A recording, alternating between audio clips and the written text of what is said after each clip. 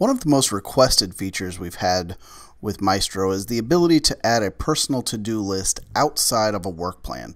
So often we've got things that aren't necessarily a task line in a work plan or aren't in a work plan anywhere, but they're things that we need to accomplish, and people have wanted a way to use the Maestro system to still have that list. So with this latest push, we've actually created a personal to-do list widget.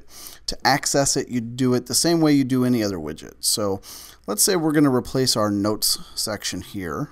First thing we do is delete that widget, and then we go to add a new one. And if we scroll down at our bottom, we'll see here the to-do list. Just select that, give it a name.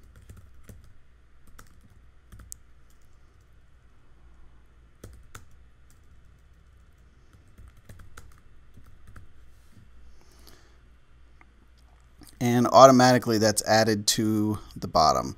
And then we can just drag and drop this wherever we'd like it to go. In our case, we want that to go right there at the top. And then you can start adding tasks right away. So since this is our executive director, maybe they need to call the board president and put together some board packets. Either hit enter or click add, and those items will be right there.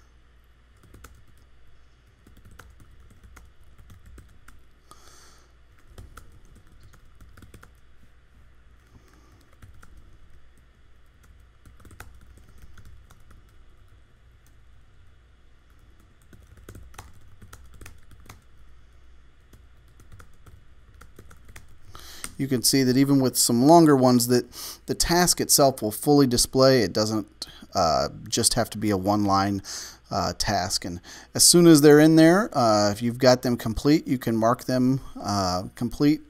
It will gray them out. And if you want to delete them, you just click the X and everything's gone.